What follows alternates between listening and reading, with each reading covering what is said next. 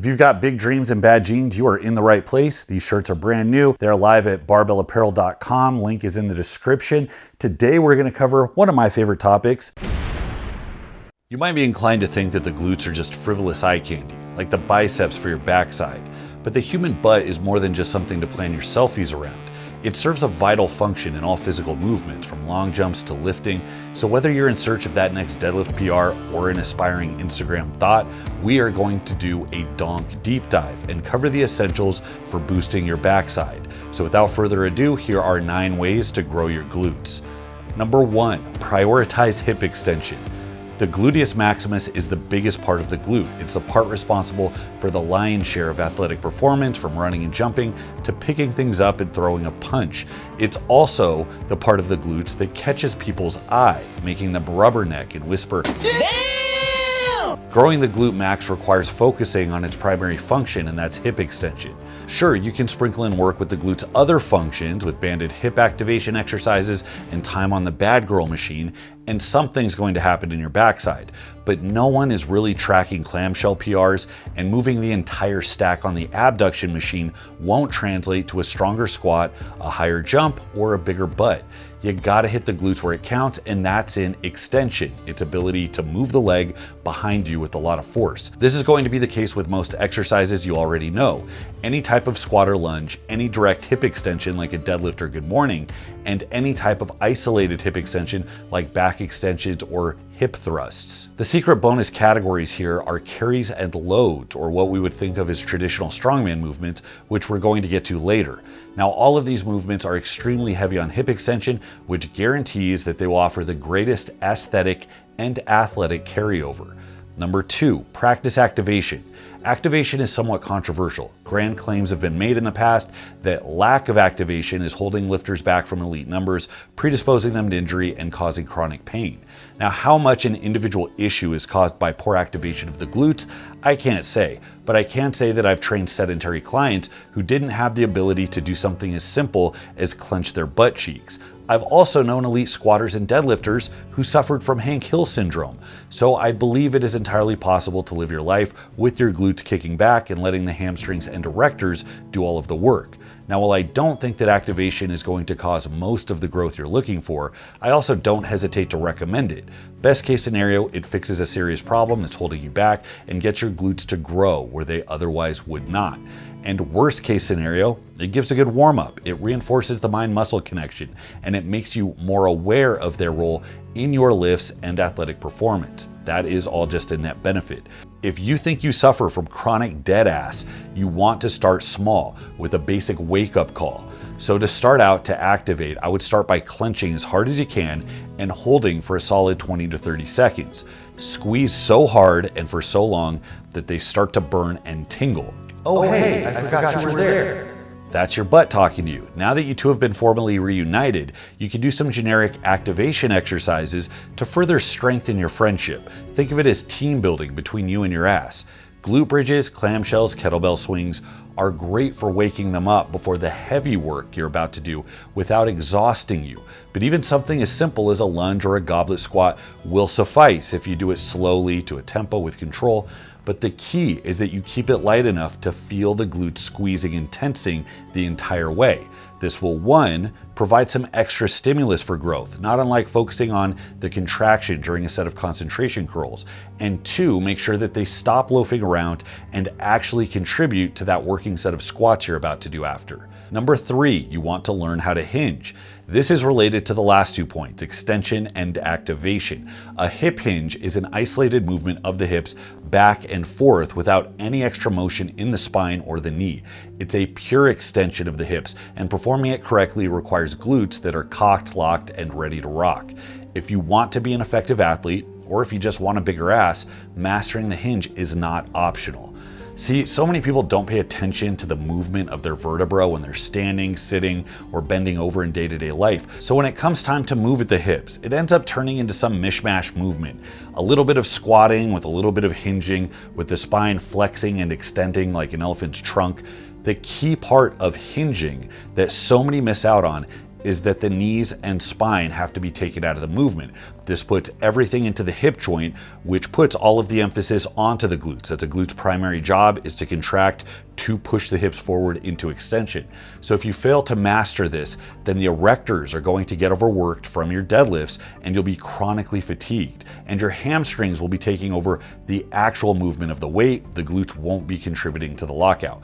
Now, this is not great for performance, and it's really not great for addressing those Ziploc bags filled with pancake batter that you call butt cheeks. To hinge, you want to start by learning how to brace your midsection so that your spine remains neutral. Think of like holding a plank position at the top. Then practice breaking at the hip without squatting down and without letting your spine move. You want to learn how to maintain that brace, which I have several videos on if you're interested. Done effectively, you should feel your glutes roasting when you stand back up, and they should be screaming after a dozen reps, even with just your body weight. This signifies that the glutes have entered the chat. They're burning because they're performing most of the work now, which is what they should be doing in any hinge pattern. Once you learn this movement pattern, kettlebell swings are one of the best ways to reinforce it. They're light enough to be done as a warm-up for your main movements, and they give an immediate signal that your glutes are doing exactly what they're supposed to be doing. Number 4, stretched movement. There's a lot of evidence, both anecdotal and otherwise, that muscles tend to grow best when they are loaded in the lengthened position. That means that you want special emphasis on movements that A, stretch the muscle to begin with, and B, require extra work from the muscle at that point where they're stretched. You can conceptualize this by thinking of movements that get easier as you lift the weight. Like a poor example would be a hip thrust or a back extension. Both go through a full range of motion. You might get a stretch at the bottom, but they're easiest at that point when the muscle is stretched, and they're harder at the top when the muscle is fully contracted. A better example are the not so sexy but oh so reliable squats, leg presses, lunges, deadlifts, and good mornings. Any one of these can be modified to exaggerate the loaded stretch on the glutes. Now, the glutes are going to be stretched the most when the feet are further in front of the weight and the hips are further back. And the leverages are also worsened in this position, which means the glutes have to fire harder to move the same weight. So examples of this are pushing your butt back when you squat down, it's putting your feet higher up in front of you on a leg press, stepping farther forward or to an elevated step on a lunge, it's taking your good mornings deeper and doing your deadlifts either stiff-legged or Romanian to a deficit. Remember, getting distance by bending the knees more or rounding your back doesn't count. It doesn't add the stretch to the glutes. Actually, it takes stress away from the glutes by bringing your hamstrings and erectors into the movement. So if you're training to be competitive on that next season of Cake Boss, be sure to maintain that brace and to not sacrifice any integrity to arbitrarily get a little bit more depth. Number 5, clench, clench, clench. Now, despite the benefits of loaded stretching, this is not a choose one or the other type situation. We can use multiple different types of movements. There is still a ton of utility in stressing the muscle at the point of peak contraction rather than just in the lengthened position. So I think it's important to include both. Now, clench movements are going to be ones that get harder as you get closer to lockout or are specifically loaded more at the lockout position, like in a rack pull. Focusing on the top portion of hip extension allows you to move a lot more weight, and that extra force translates to stronger lockouts, faster sprints, and yes, a bigger donk. Now, a great example of this is something like an elevated deadlift, as starting from an elevated position allows the glutes to hit into weights they otherwise would not be able to experience. Given that the glutes should be the primary contributor to the lockout, it also gives a chance to reinforce good habits so that you can effectively use the glutes in what should be the strongest part of the deadlift, which is a part above the knee right before lockout. If you can pull 110% of your max to your knees, but if you start to shake and seize 3 inches from lockout with anything over 85%, this applies to you. This is a weakness you can very easily fix by focusing on the action of the glute closer to lockout. Other good options are back extensions, which actually shouldn't involve any extension in your back. They are poorly named, and barbell hip thrusts. These have special value because they can isolate and activate the glutes in a way that's really hard for some people to experience when doing exercises that have them standing on their own 2 feet. Are you looking for access to exclusive programs from the best minds in the field and some of your favorite YouTube influencers? Then look no further than Bootcamp. Bootcamp is a long-term sponsor of this channel, and and I wouldn't be partnered with them if they didn't provide a great product. If you want optimal performance, you cannot just wing your weight selection. You have to make deliberate steps forward, so you need a program and you need a way to track progress on it. They make it easy to track your workouts from the convenience of your phone, so you never have to rely on your sloppy handwriting or your bad memory. And they give you access to a library of exclusive programs from some of the most well-known names in the business. Eric Helms, Bryce Lewis, Jeff Schofield, Bald Omni-Man, and yours truly. We all have programs up there that can only be found on the app, and it is absolutely free. My programs, Bull Mastiff and 70s Powerlifter, are both up there, and you can also check out Full Sturker, which tells you how to get strongman jacked using the things you find in a corporate gym. So special thank you to Boost Camp for making this channel possible.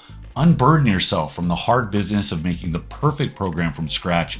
We've got them pre-made for you. Download their app right now by clicking the link in the description. If we go back to activation, one of the first things you can do to awaken dead ass muscles is to do some glute bridges with a hold at the top. I've also had a ton of success with timed holds on the back extension, holding a fully erect position for up to a minute or more while holding a weight plate in front. It's super easy to set up. You feel them cooking after a very short period of time. The nature of clench type movements allows a lot of fatigue to be built up as the unloading at the bottom lets more blood get into the muscle. So the feeling is akin to doing curls with a tourniquet on your arm. It pumps in a bunch of blood like you would pump air into a bicycle tire. It just torches you, and I recommend spamming these as the last exercise for high reps and maximal effort to absolutely annihilate your ass before crawling out of the gym. Number 6, loads and carries. If you've watched any of my videos, this should not surprise you at all. I've repeated many times that strongman loading and carrying type events are a secret weapon for developing strength and size in the posterior chain. The act of picking an odd object up from the ground, corralling it into your lap, and extending it up to a high platform requires just a ton of effort directly from the glutes. It's like a hip extension plus. And the muscles get taken through an insane range of motion. It's something you cannot reproduce with regular gym equipment. I don't think my ass ever cooked like it did while trying to extend on the last rep of a keg over bar marathon. It's just a very unique stimulus. And it's also fun and extremely satisfying to do. Now, you don't need to have access to a run of Atlas stones. Sandbags and kegs are pretty easy to find these days, and you can air load if you don't have access to an actual platform or a yoke to load over. Now, if loading itself isn't practical, you can also just do long weighted carries with the weight in front of you. Sandbags and kegs are my favorite options here, but you can also use a stack of plates or a sufficiently heavy dumbbell, or even a willing gym partner if there's somebody who doesn't mind you getting that close to them. Whatever it is, pin it high to your chest and take small quick steps for 50 to 100 feet and then turn and keep going until you just can't go anymore. A good range is a weight that wiped you out somewhere between the 150 and 300 foot mark. The primary role of the glute is to keep human beings upright, and that's why our heinies are so prolific compared to other animals that walk around on 4 legs. So your improved walking ability from doing these should absolutely correlate to some stronger, meatier glutes. But you can also thank me for the increased upper back strength, conditioning, and basic usefulness that these grant you, and these are all going to come in handy the next time you get suckered into helping your friend move into their new upstairs apartment. No! God, please, no! Number 7, include variety. Now, we've covered both stretched and clenched variations as 2 important types of movements to include into your training, but I also recommend featuring a mix of rep ranges and training thresholds. Now imagine for a moment we have 2 types of lifters that are trying to grow their backside. You have lifter A, who's a typical power lifter, an explosive type who loves lifting heavy, but doesn't have a lot of thought to the finer points of technique. They like to just get amped, bend over, and rip the weight up and repeat. On the other hand, you have lifter B, who's a cardio bunny who enjoys endless sets of tightly controlled reps in their boot camp style bunch of steel workouts. Now, in the event that lifter A has developed a sloppy pulling style that bypasses the glutes and puts all the strain on the hamstrings, and I have known many a deadlifter that this applies to, if they've developed a strained, ratchety lockout, and if it persists from set after set of all-out do-or-die attempts, then they are never going to make the connection between the glutes firing and activating efficiently and an efficiently executed deadlift. They will continue to roam the earth with a sorry butt to go with their sorry deadlift. Now, if said lifter were to commit to being marginally more uncomfortable by doing sets of 10 or more with an emphasis on finer motor control, the weight would come down. They would be able to give attention to positioning and muscle recruitment.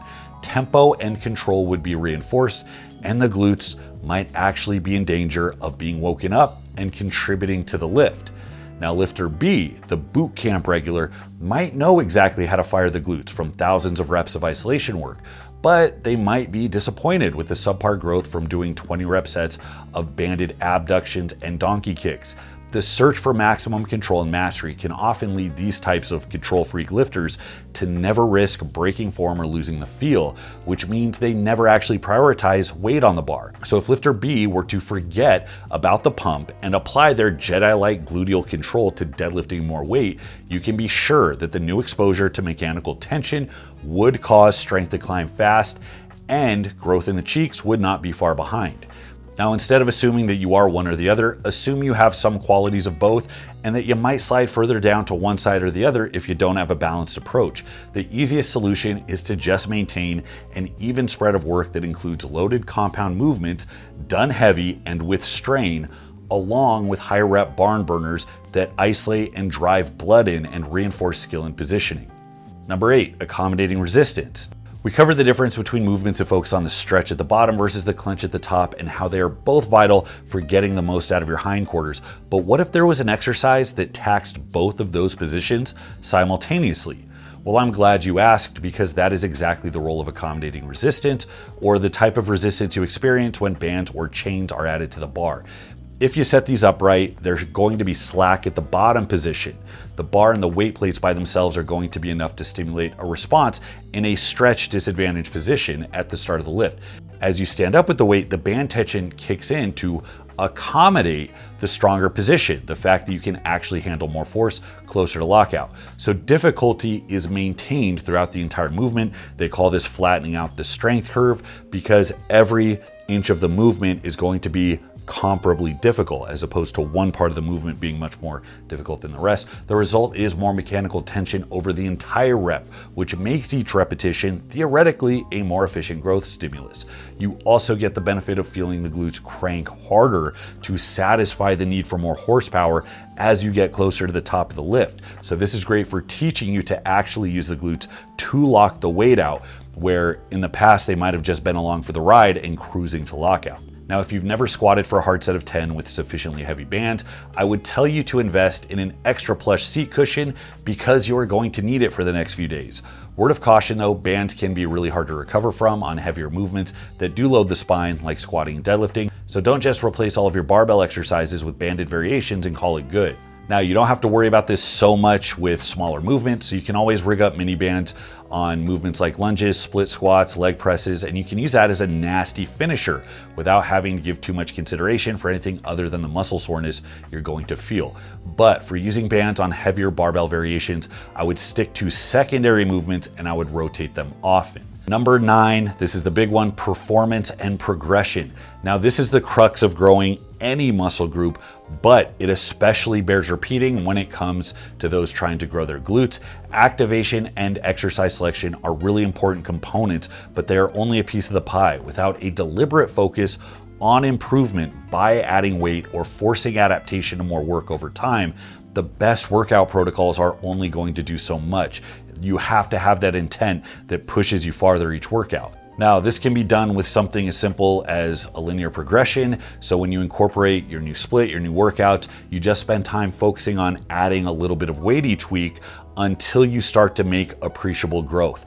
You can use any dedicated progression scheme that you like. There's plenty of them out there. Or you can take an instinctive approach and just use effort to drive weight up over time. As long as the stress is going up workout to workout, you will be sure that you're growing. And when you stop growing, just make sure that you can rotate to something new that provides a novel stimulus and allows you to start making those additive gains again. The important thing is that you develop an obsession with progression and apply it to the things you suck at, not the things you like doing. So for you heavy lifters, that means trying to set PRs in things like banded split squats or hip thrusters, in addition to your favorite powerlifting variations, while you more casual lifters who aren't getting results from the booty boot camps just need to get excited to squat more. So those are the 9 ways to guarantee growth in your glutes. Let me know what you think in the comments. Have you used these before? What are your favorite exercises? What rep ranges work for you? What problem did you have getting your butt to grow that you found the magic solution for? Let us know in the comments. Or better yet, take it to Patreon. That is the easiest way to get in contact with me. That's where I answer questions. That's where I give training updates. So if you do want to reach out, that's the best way to do it. Let me know, guys. Let me know in the comments or take it to Patreon. Thanks so much for watching. Until next time, this is Bromley. I'll see you.